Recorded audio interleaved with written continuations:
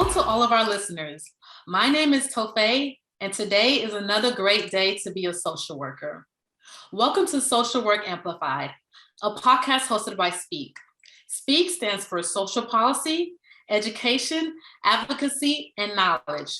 And our mission is to amplify the voices of social workers by providing resources, increasing students' political engagement, and facilitating networking opportunities. SPEAK would like to gratefully acknowledge the generous support of the Simmons Sisters Fund at Texas Women's Foundation. I would like to introduce our guest for today's podcast, MaryBeth Kopsovich. MaryBeth is a licensed master's social worker and an active member of the National Association of Social Workers. Whether serving patients in mental health and substance abuse treatment facilities, providing street outreach to people living with HIV, or helping victims of domestic violence on their path from victimhood to survivorship, MaryBeth has spent more than 17 years helping those who need it the most. Her work in leadership roles in nonprofit organizations has allowed her to utilize her experience and talents to address domestic violence from a community level down to the trauma-informed approaches used with families fleeing domestic violence. MaryBeth has served as an expert witness on the issue of domestic violence for the Tarrant County Felony Intimate Partner Violence Unit for the Criminal District Attorney's Office. She has also served on an executive committee for the Tarrant County Council on Family Violence. She is a past Woman of the Year awardee from the National Association of Professional Women and was also recognized by the Texas Governor's Office as a Yellow Rose of Texas Award winner in 2013. MaryBeth has also served on various panels in Tarrant County, including panels in the faith-based community, Texas A&M Law School, Texas Christian University, and UT Southwestern. MaryBeth is also an adjunct professor at the University at Texas, Arlington, who has taught a master's level social work class titled Intimate Partner Violence. Hello, MaryBeth, how are you doing today? Hello, I'm great, thank you. How are you? I'm doing pretty good. Your biography was really packed. You've done a lot, and I'm just so excited to hear from you today and just get, a little bit of insight into your 17 years of experience in just the helping field in social work. So I'm going to start off with the first question. What led you to obtain a master's in social work? Oh man, what led me to obtain a master's in social work? I've always been a helper. And my undergraduate degree is not in social work. It's in women's studies or feminist studies with a concentration in sociology. My minor was in sociology. And I started working for a shelter in Fort Worth back in 2004 and worked my way up through different departments and different positions.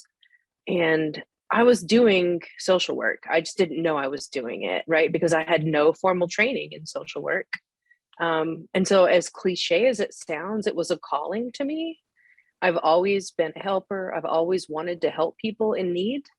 And so it was a natural progression for me to pursue my master's in social work. And I started that process back in 2010. And I graduated from UTA with my MSSW, Master's of Science in Social Work, in 2013. Awesome. So you kind of just you were doing the work, but then was it something along the way that helped you realize that, social, it gave you a name for the thing that you were doing, like somebody along the way, or did you take a test or something? Yeah, no, I mean, it made sense to me. I get so passionate when I talk about it because it's things that I was doing. And when I was in school and I was learning, it was literally connecting the dots, right? It was those light bulb moments or those aha moments for me that I was literally connecting theory to practice. Like the things I was learning about in school in a textbook or online. Yeah.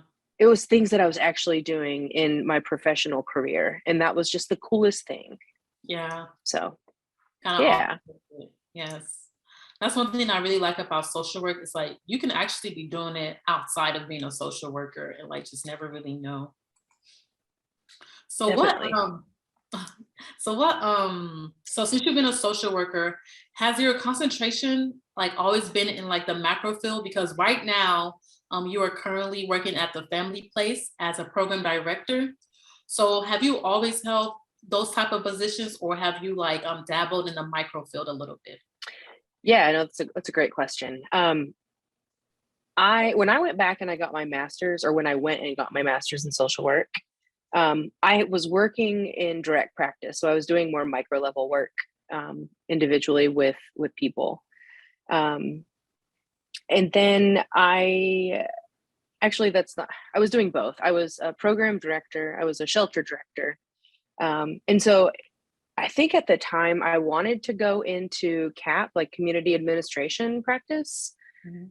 but I wanted to challenge myself. And so I actually ended up getting a concentration in mental health, direct practice in mental health, just because that wasn't something I had a lot of experience in. In my very first internship, this was years ago, and UTA has since changed, but I had to do a 500-hour internship. Oh, no, that's wrong. I had to do both. I had to do a 400-hour and then a 500-hour. My 400-hour internship I did at Millwood Hospital, which is an inpatient psychiatric hospital. And that was something that really opened my eyes to a complete different world. And so that wasn't anything I had experience in. And so I wanted to get more experience. And so that was the path that I chose, was DP and mental health. So then what led you into like the macro field that you're in right now as a program director? It was something that I was already doing. Mhm. I was in a leadership role. Yeah. And so, again, but that's why I challenged myself in school, in my education, in doing something I hadn't done before. I think it would have been easier for me to do, I shouldn't even use the term easier. I think it would have made more sense to do CAP maybe back in the day, Mhm. because I think it would have been easier, just because I had already been doing it. But the direct practice in mental health was something I didn't even know at the time of my enrollment what the DSM was. It was the DSM-4 TR. I had no clue what that meant.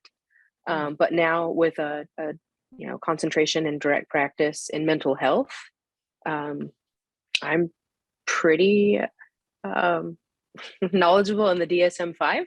Yeah. The DSM-5 TR is actually coming out pretty soon too. Already revisions to it. So Mhm. Okay. So have you like how long, if I may ask, how long have you been the program director at the family place? Is like I wanted to know like if the family place, your current position, when you refer to like you were already in a leadership position, are you referring to this current one or you held a different leadership position at that time?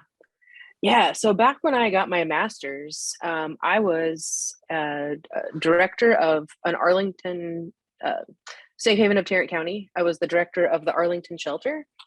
And then from there, I ended up working in different capacities post graduation with my MSSW rather.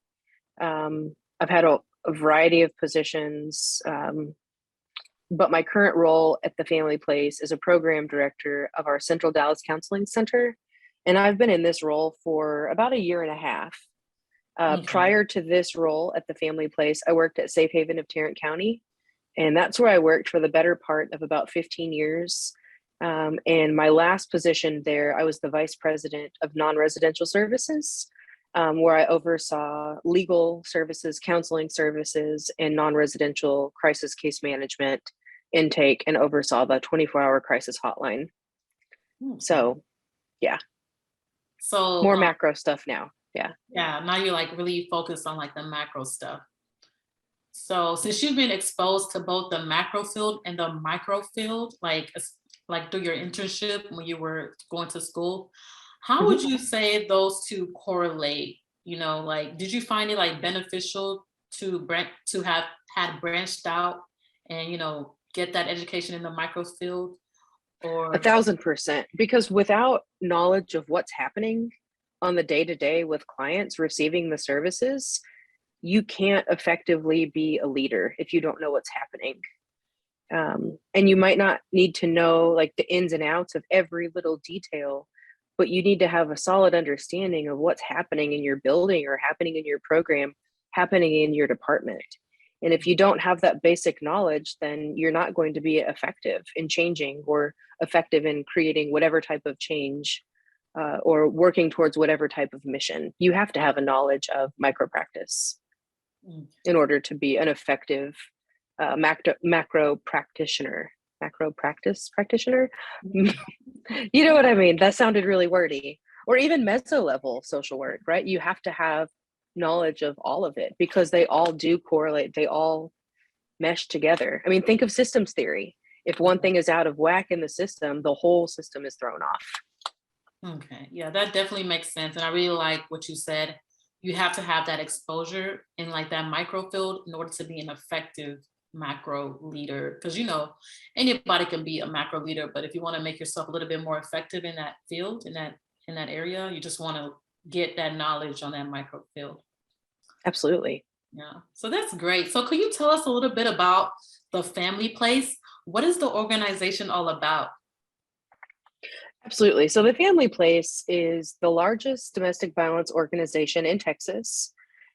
We have 3 shelter locations. We are the first designated family violence provider to have a shelter dedicated for male survivors, so men that are experiencing family violence or domestic violence. We have 3 non-residential counseling centers. We have a supervised visitation center. We have a batterers intervention prevention program. We have a housing department. We have a dignity at work program. We also have an animal shelter on site at one of our shelter locations. We provide holistic, comprehensive services to survivors of family violence, domestic violence, or incest. And so it's a very large organization, a very comprehensive program. And we're a leader in a lot of the things that we do in the state of Texas. Family violence, domestic violence has always been my passion. It's always been what I've been driven to work in and create change. And the Family Place, to me, it feels like home. I've been in this field for 17 and a half years. It'll be 18 years in July. But it's such a great organization. The amount of good that we do in our community is truly astounding. We had a CEO named Paige Flink who just retired this past December. And she was a trailblazer, man. She would do things. If somebody told her not to do something, she would do it anyways. And, you know, the fact that we have a men's shelter in the state of Texas, that wasn't a very popular thing to do, I think, at the time. But when you really think about the issue of domestic violence or the issue of intimate partner violence or family violence, while it can be historically a gender-based crime or a gender-based issue, men can be victims as well. And those individuals need a safe refuge to seek shelter in. And so the fact that we have just that is really incredible. A second ago, I mentioned that we have a kennel. Our former CEO, Paige Flink, thought about that too, that, you know, we want to reduce as many barriers that we have in place or for survivors seeking services. We want to reduce barriers. They already have so many barriers. And for people seeking shelter, oftentimes people won't come into shelter if they have a pet. They don't want to leave their pet at home because there is a direct correlation between animal abuse and domestic violence. There's a really high correlation between those two issues.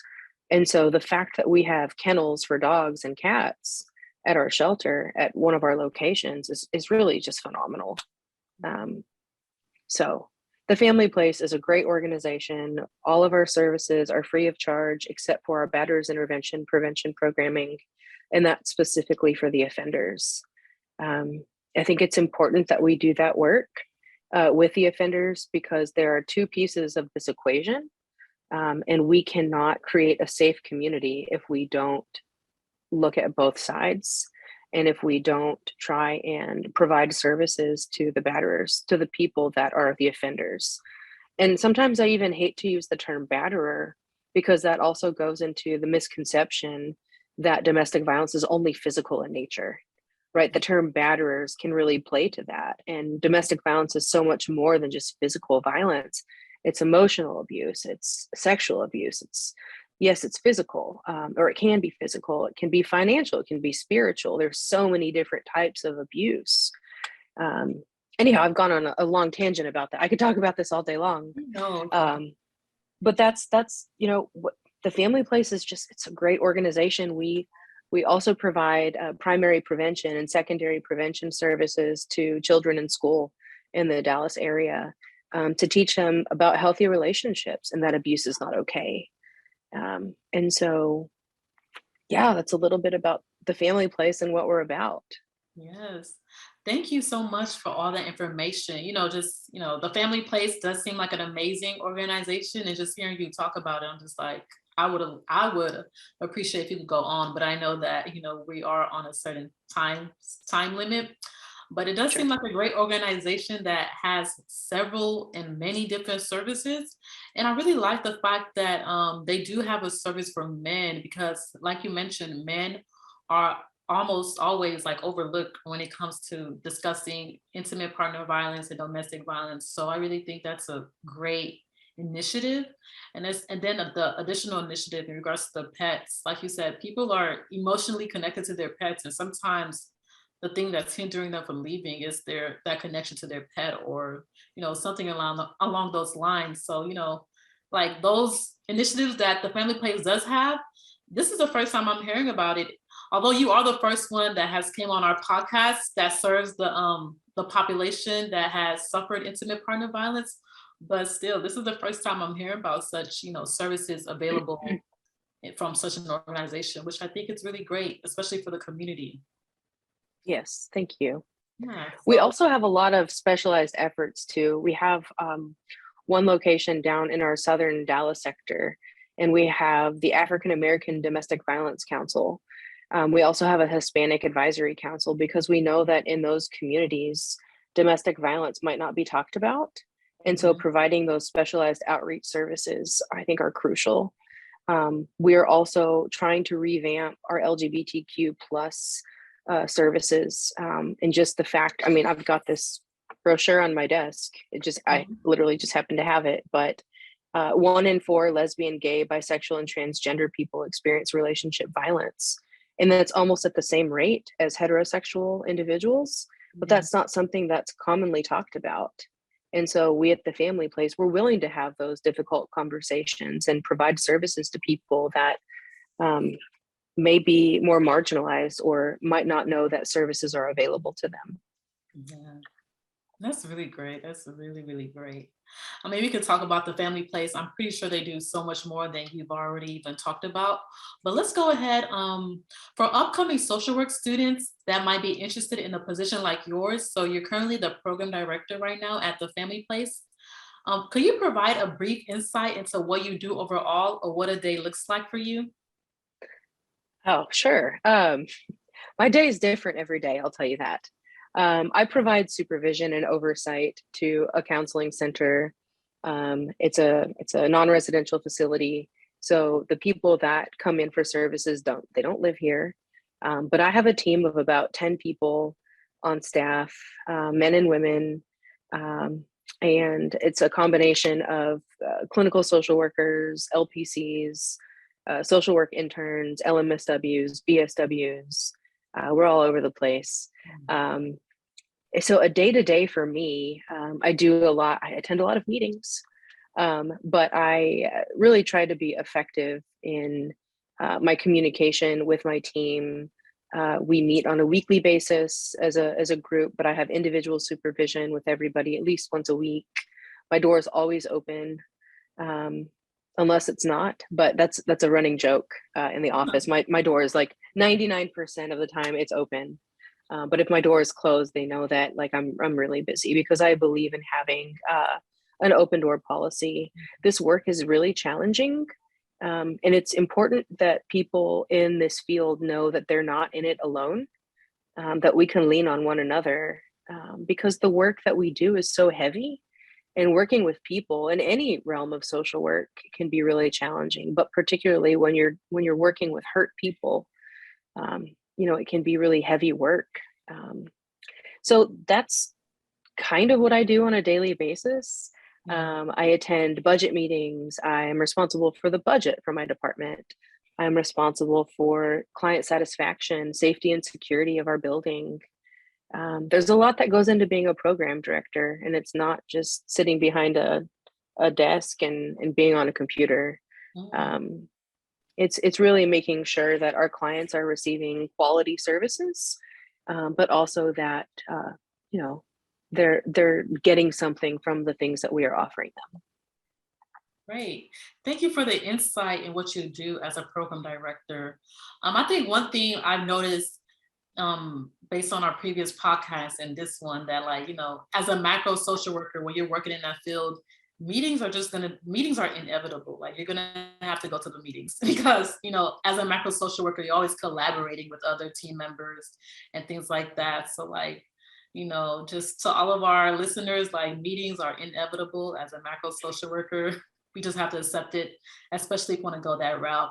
And I really like how you mentioned the background stuff that you do in regards to budget and, collecting surveys or managing client satisfaction. I really think that's important for us to know that somebody has to do all that background work, especially because, we always think about budget and we see how budget trickles down and affects us at the micro level, but sometimes the macro social worker is behind the doors trying to work on that budget and make sure that we have the funds that we need to do our work. So thank you for that. Definitely. It's really Sure. great. And I'll say too, though, that a lot of it is grant driven. And so we have to do certain things just because of grant requirements. And that also ties into the budget as well. So a lot of behind the scenes things that happen that, people aren't always aware of, that macro level social workers are responsible for. Yeah. And I know you've been able to transfer your skills to many other avenues. Like your biography mentioned, you are a professor. You're actually my professor teaching me online. It's true. Intimate partner violence course at UTA, which is it's a really good course. So what are some other ways you've been able to transfer your skills in a macro field, in your world? Are there any other ways you've been able to transfer those skills?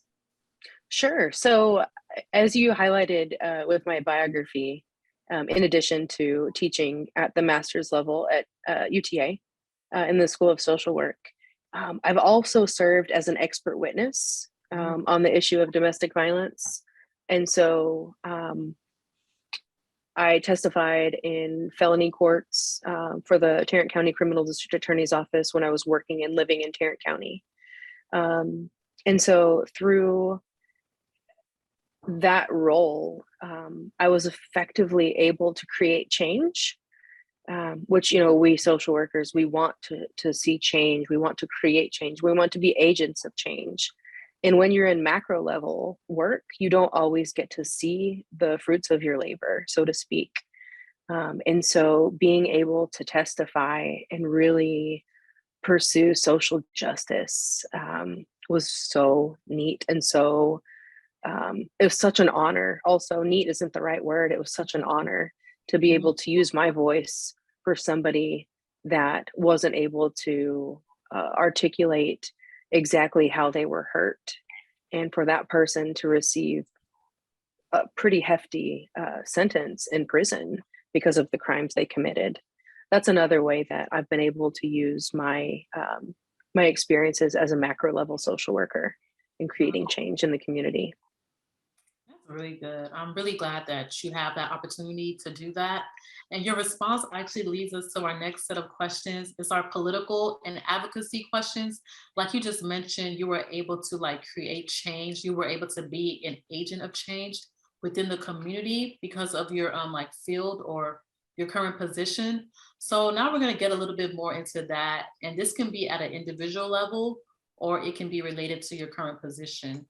So there are many ways to be politically engaged. What are some of the ways that you choose to remain politically engaged? So I will speak me myself. These are my political beliefs have nothing to do with the family place, although they might be in similar realms. I'm not sure.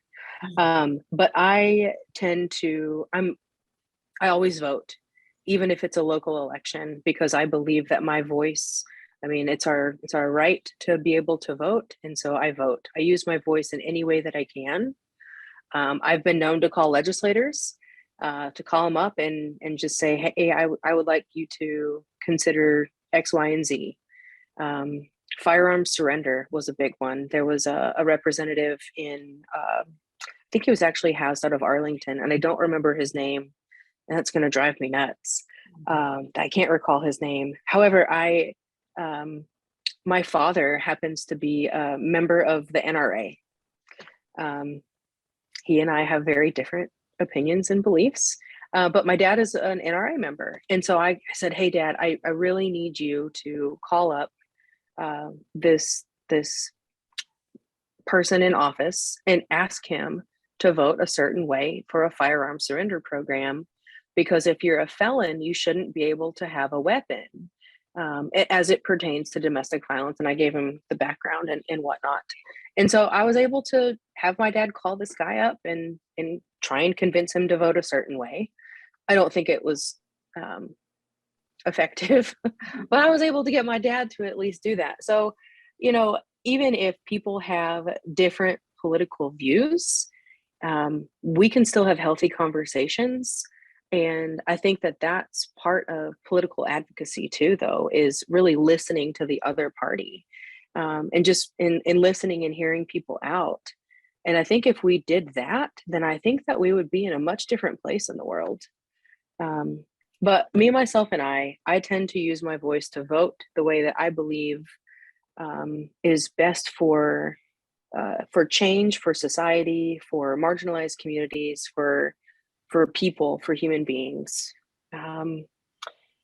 I have not had the honor of attending Social Work Advocacy Day at the state capitol, just because of COVID and because it's in Austin and I'm in Dallas.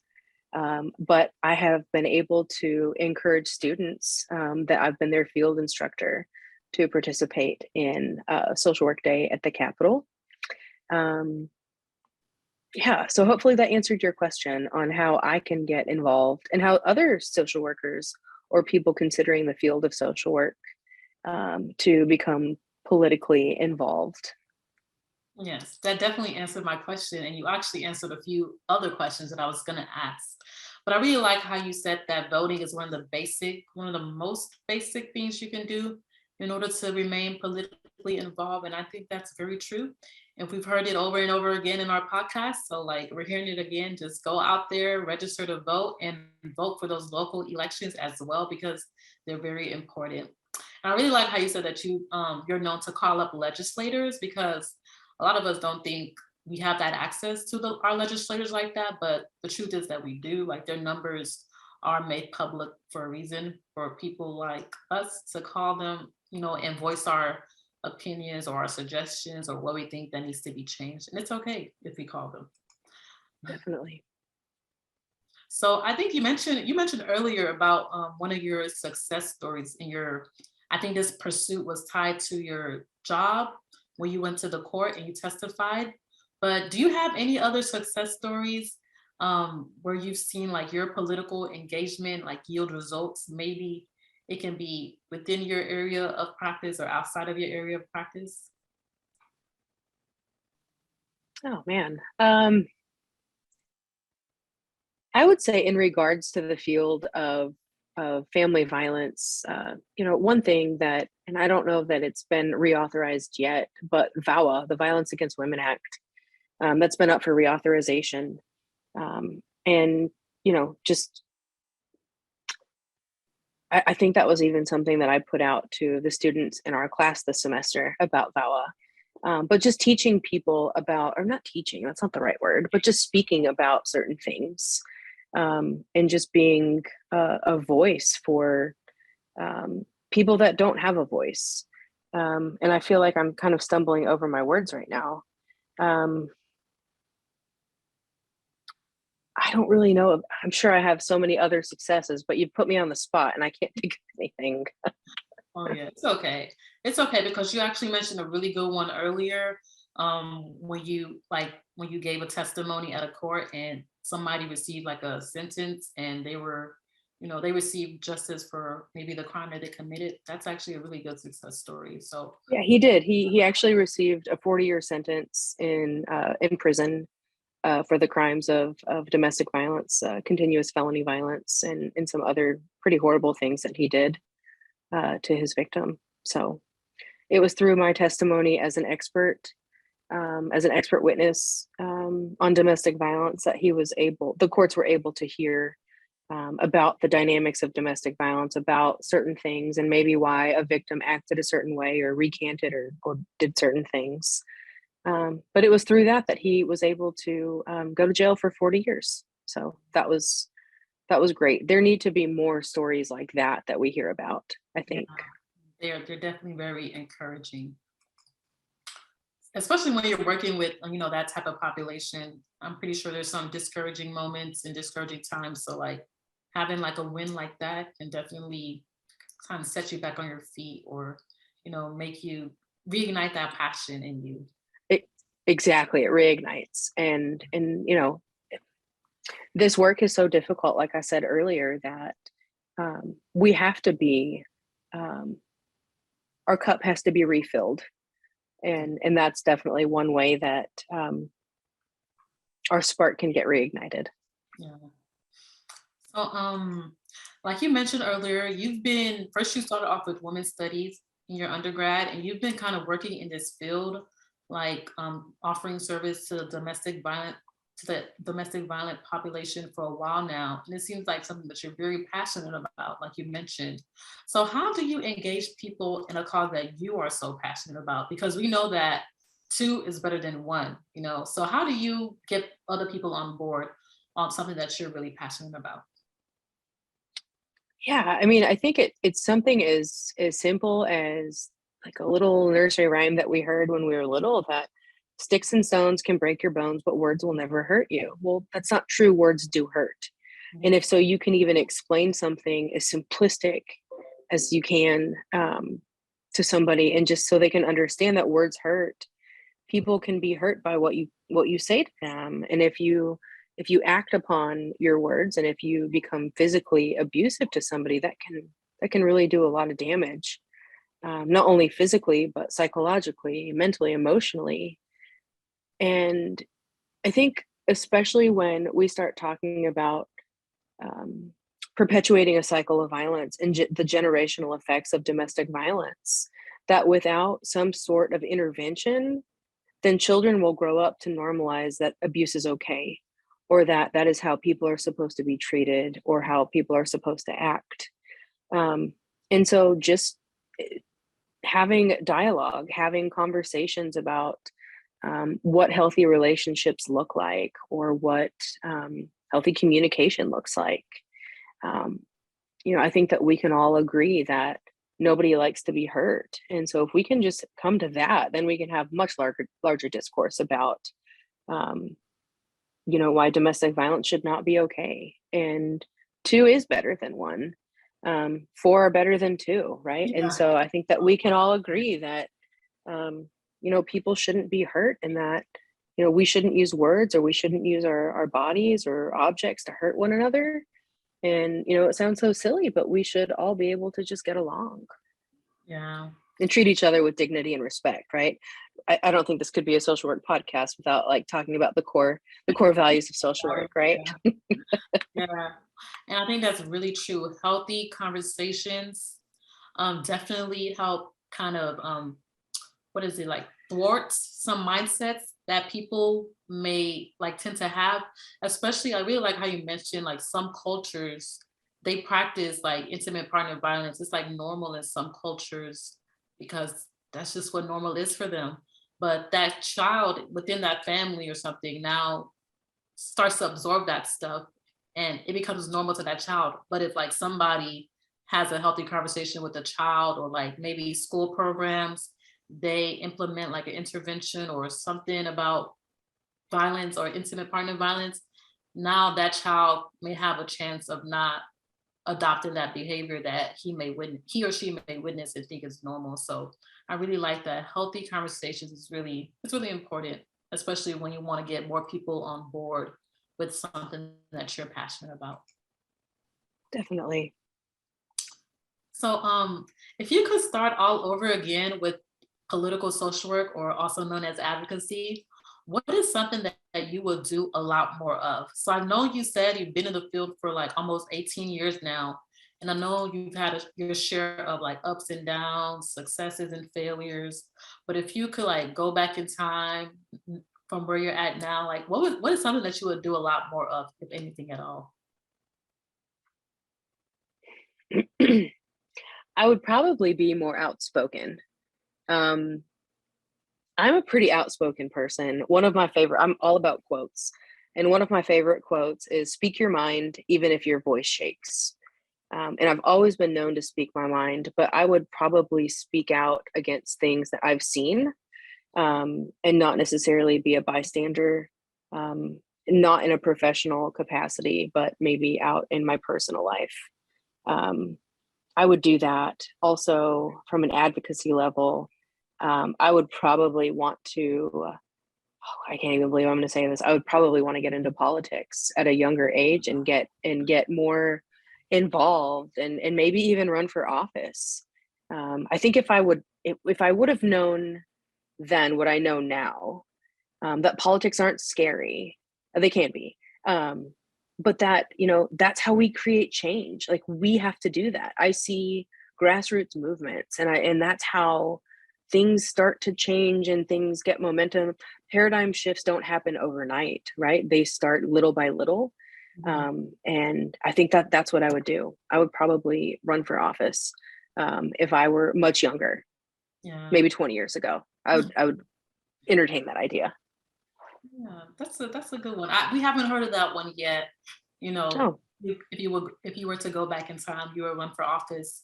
But I really like the fact that you said that, because that can encourage some of the people that are listening right now to, take that initiative or take that step if they see a change, and if they think that they have like maybe the solutions, or they have the courage, or they can do that type of work. Maybe they should go for it, because it's better. Yeah. Better late than never. You don't want to you don't want to not do what you think you can't do when it's really not that difficult to begin with. Go for it. I mean, that's my advice, is like, go for it. If you think that you can change something, don't sit on the sidelines. Like, get up and do something about it. Yeah. Give it a shot. It might not work, but it might work. And if it works, then awesome. And if it doesn't work, then you try again.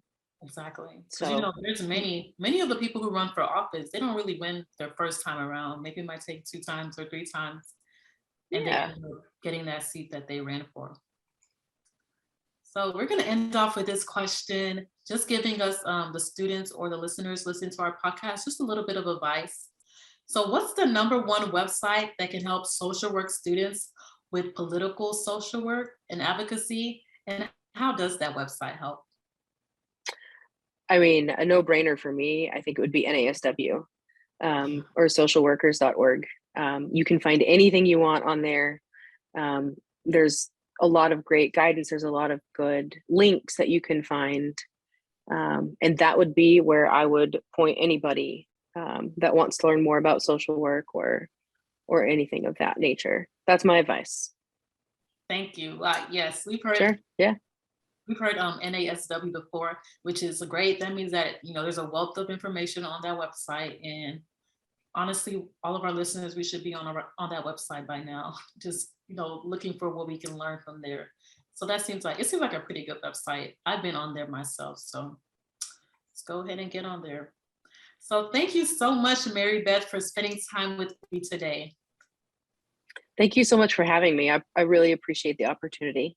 You're welcome. It was so nice to have you.